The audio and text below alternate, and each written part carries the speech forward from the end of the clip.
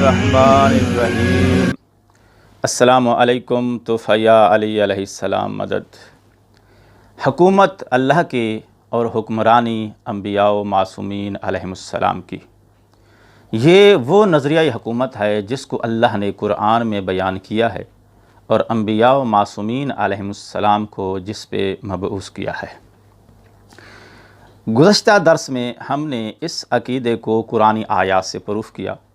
अब मुनासिब होगा कुरान के वज़न पे एक नबी करीम का फरमान भी हो जाए। मन कुन्तु मौला हो फ़हाज़ा अलीयुन मौला। ये जो मैदान गदीर में ऐलान विलायत हुआ था, इस विलायत से मुराद अल्लाह की हुकूमत और मौला अली अलैहिस्सलाम की हुक्मरानी है, क्योंकि नबी पाक की हुकूमत अल्लाह की हुकूमत थी। आपको अल्लाह ने अपनी हुकूमत का निज़ाम चलाने के लिए धरती पे अपना खलीफा और अपने बंदू पे हुक्मरान मुकर्रर किया था।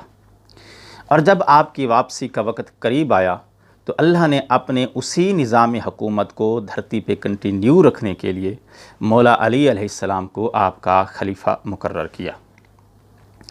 और हजूर करीम जिस वक्त हिज्जतुल विदा मुकम्मल करके मैदान गदीर में पहुँचे तो हज़रत जिब्रील ने रब का पैगाम सुनाया, या अय्युहर रसूलो बल्लिग मा उन्ज़िला इलैका मिन रब्बिक। ए रसूल, वो पैगाम पहुँचा दो जो तेरे रब की जानिब से तेरी तरफ नाजिल हो चुका है। तो नबी करीम ने 1.25 लाख सहाबाए किराम के मजमे में पलानों के मिंबर पे खड़े होके मौला अली अलैहिस्सलाम का हाथ मुबारक अपने हाथों में लेके आपकी हुकूमत का ऐलान फरमाया, ऐ मुसलमानों कि जो मुझे अपना दीन और दुनिया का हुक्मरान समझता है, मेरे बाद उसके लिए ये अली दीन और दुनिया के हुक्मरान है। और ये जो अल्फाज हैं मन कुन्तु मौला हो, इन अल्फाज का मिजाज बतलाता है नबी पाक ने मुसलमानों को मौला अली की हुकूमत जबरन नहीं मनवाई, बल्कि ईमान और ज़मीर के साथ मानने की दावत दी है कि जो मेरी हुक्मरानी पे ईमान रखता है वो मेरे बाद अली को अपना हुक्मरान समझे। और फिर ये बात जबरन मनवाई भी नहीं जा सकती थी, क्योंकि एक तो ला इकराहा फिद्दीन, दीन में जबर जायज़ नहीं है, और मौला अली अलैहिस्सलाम की हुकूमत अल्लाह की हुकूमत थी, आपकी हुकूमत आइन दीन इस्लाम थी। और दूसरी वजह ये कि 2 किस्म के मुसलमानों को मौला अली अलैहिस्सलाम से बहुत सख्त तकलीफ़ थी। एक मुनाफिकीन की वो जमात जिनका हवाला सूरह तौबा और सूरह मुनाफिकून में आया है, और दूसरे वो मुसलमान जिनके कुछ अज़ीज़ रिश्तेदार मुख्तलिफ़ जंगों में मौला अली अलैहिस्सलाम के हाथों कत्ल हुए थे। ये लोग दिलों में मौला अली अलैहिस्सलाम का बुग़्ज़ छुपाए हुए थे, और मैदान गदीर में नबी करीम भी इस बात के ख़दशात को मुतवक्के तौर पे महसूस कर रहे थे कि अगर इन्होंने मुँह पर ही बगावत कर दी तो मकाम नबूवत की तौहीन हो जाएगी। और अल्लाह ताला ने तसल्ली दी, वल्लाहु यासिमुका मिनन्नास, मेरे हबीब आप हुकूमत का ऐलान करें, इन लोगों के शर से अल्लाह आपको बचाएगा। और अल्लाह ताला की करम नवाजी से हुकूमत का ऐलान तो मुकम्मल हो गया, लेकिन वो लोग अंदर ही अंदर नबी पाक पे नाखुश थे कि वो शख्स जिस हदीस बुग़्ज़ आए उसी को इन पे हुक्मरान मुकर्रर कर दिया। और ये तो अल्लाह का फ़ैसला था, नबी पाक ने अपनी तरफ से तो ये फ़ैसला सादर नहीं फरमाया था। और बिल आखिर वो बुग़्ज़ वाक़या किरतास के मौके पे ज़ाहिर हो गया। मुसलमानों ने नबी पाक को कागज़ व कलम ना दिया, और एक साहब ने तो यहाँ तक कह दिया, इन्नर रजुला ला यहजुर नऊज़ु बिल्लाह मिन ज़ालिक। भाई अल्लाह ने जिसकी कुरान में गवाही दी है, वमा अंता बिनिअमति रब्बिका बिमजनून, एक सहाबी ने उसी को महजूर बोल दिया। और मौलवी ने इसका तर्जमा हिज़यान से किया है, यानी अरबी लफ्ज़ का तर्जमा अरबी से किया है ताकि अहले उर्दू को असल बात की समझ ना आ सके। मेरी आपसे गुजारिश है, फ़िरोज़ लुगात या कोई अरबी डिक्शनरी उठाकर महजूर का माना खुद देखना, آپ کو اندازہ ہو جائے گا کچھ صحابہ کرام کو مولا علی علیہ السلام کی حکومت کا اعلان کرنے کی وجہ سے نعوذ باللہ نبی پاک پہ کتنا غصہ تھا، اور وہ لوگ مولا علی علیہ السلام سے کس قدر بغض رکھتے تھے۔ اور واقعہ کرتاس کے بعد نبی پاک کا وصال ہو گیا تو آل رسول اس غم سے نڈھال ہو گئے، بہت بڑا صدمہ تھا، اور پھر کفن دفن کے انتظام میں مشغول ہو گئے۔ تو صحابہ کرام نے اس سے فائدہ اٹھاتے ہوئے اپنی حکومت بنا لی، اور اس مصروفیت کی وجہ سے وہ نبی پاک کے کفن دفن اور جنازے میں بھی شامل نہ ہوئے۔ اور ہاں، نبی کریم بھی اس بات سے آگاہ تھے، ان خدشات کو آپ بالکل دیکھ رہے تھے، اور اس لیے آپ نے اسامہ بن زید کی قیادت میں ایک لشکر ترتیب دے کر صحابہ کرام کو جنگ موتا پہ روانہ ہونے کا حکم دیا، تاکہ اس نازک موقع پر نہ یہ لوگ مدینہ میں موجود ہوں گے، نہ اپنی حکومت بنانے کی کوشش کریں گے۔ لیکن افسوس، انہوں نے نبی پاک کے حکم کو پس پشت ڈال کر وہ جنگ پہ روانہ نہ ہوئے۔ یوں صحابہ کرام نے اللہ کی حکومت اور اللہ کے چنے ہوئے خلیفہ کو چھوڑ کر اپنی حکومت اور اپنے چنے ہوئے خلیفہ کی طرف منہ موڑ لیا، بلکہ تاریخ کا منہ موڑ دیا۔ یہ وہ مسئلہ ہے جس کو تاریخ میں مسئلہ خلافت کہتے ہیں۔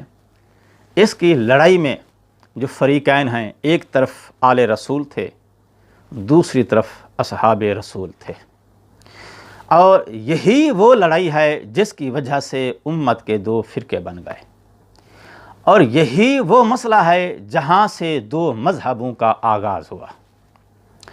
جن مسلمانوں نے صحابہ کرام کا ساتھ دیا ان کو اہل ثقیفہ کہتے ہیں، اور صاف ظاہر ہے اکثریت ہمیشہ حکومت کے ساتھ ہوتی ہے، اور اسی وجہ سے ہر دور میں صحابہ کرام کا ساتھ دینے والے مسلمانوں کی تعداد زیادہ رہی ہے، اور بہت کم مسلمان تھے جنہوں نے آل رسول کا ساتھ دیا، ان کو اہل تشیع کہتے ہیں۔ یہ جو کچھ ناسبی بکواس کرتے ہیں کہ شیعہ مذہب ابن سبا یہودی کی ایجاد ہے، اس کا مقصد صرف اس بات سے دھیان کو ہٹانا ہے کہ اگر لوگوں کو معلوم ہو گیا کہ شیعہ مذہب آل رسول کی حمایت کی وجہ سے وجود میں آیا ہے، تو پھر لوگوں کو یہ بھی معلوم ہو جائے گا کہ نبی پاک کے جانے کے بعد آپ کی آل کے ساتھ کن لوگوں نے لڑائی کی تھی، کس وجہ سے لڑے تھے، اور کس نے کس کو مارا تھا۔ ان حقائق پہ پردہ ڈالنے کے لیے یہ کہانی گھڑی گئی تاکہ لوگوں کا دھیان ان باتوں کی طرف نہ جائے، وگرنہ حقیقت یہ ہے کہ لفظ شیعہ قرآن مجید کے اندر ان من شیعتہ ابراہیم، انبیاء کی پیروی کرنے والے مسلمانوں کے لیے بولا گیا ہے۔ اور اس لڑائی میں غور طلب بات یہ ہے، آل رسول صحابہ کرام کی ذات کے مخالف نہ تھے، فقط ان کے مخالف تھے ان کے موقف میں، لیکن صحابہ کرام آل رسول کی ذات اور موقف دونوں میں ان کے مخالف تھے۔ اور اس کی دلیل یہ ہے کہ آل رسول نے ان کے کسی بزرگ کو نہیں مارا، چاہے صاحب ذوالفقار تھے، لیکن انہوں نے ان کے تمام بزرگان کو مارا۔ بھئی وہ کثرت میں تھے، یہ قلت میں تھے، وہ حکومت میں تھے، یہ خالی ہاتھ تھے۔ انہوں نے واقعہ غدیر بیان کرنے والے راویوں کو کوڑے مارے، اہل بیت کی شان میں نبی پاک کی حدیث بیان کرنے پہ پابندی لگا دی، مولا علی علیہ السلام اور آپ کے والد گرامی کی شان میں جھوٹی حدیثیں گھڑی گئیں۔ چلتے چلتے سلسلہ جمل، پھر صفین، پھر اہل شام کی نعوذ باللہ آل رسول کے اوپر اعلانیہ لعنت کے دور سے گزر کر کربلا تک پہنچا۔ کربلا کی بنیادی وجہ وہی مسئلہ خلافت ہے۔ بھئی پہلے ان کی حکومت کو تسلیم نہ کیا، پھر ان سے حکومت کو چھین لیا، پھر اسی چھینی ہوئی حکومت کو منوانے کے لیے کہ یہ ہمارا حق ہے بیعت کا مطالبہ کر دیا، یعنی سجدہ آدم اور انکار ابلیس کا منظر بالکل برعکس ہو گیا۔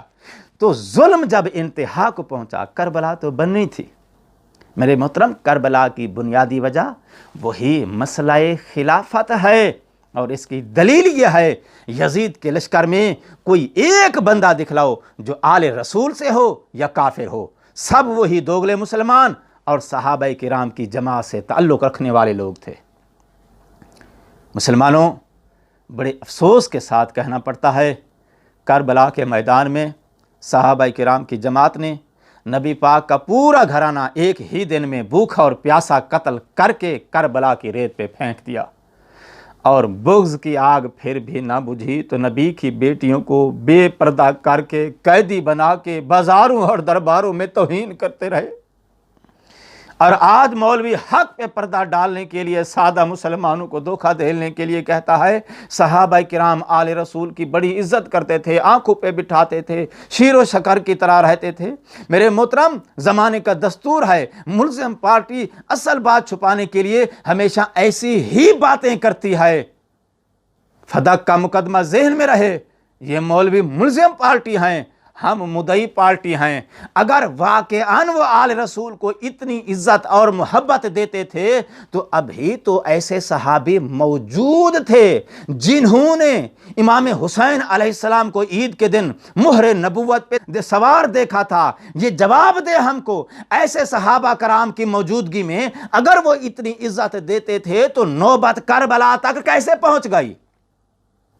جس لڑائی میں آل رسول کے دودھ پیتے بچے مارے گئے، تطہیر کی وارث بیٹیاں قید نبھاتی رہیں، جس کا صدمہ 14 صدیاں گزر جانے کے بعد مسلمان نہیں بھلا پائے، آج بھی اہل ایمان کی آنکھیں پر نم ہیں، جس کے اثرات 14 صدیاں گزر جانے کے بعد آج بھی فریقین میں موجود ہیں، وہ شیر و شکر نہیں ہوتے۔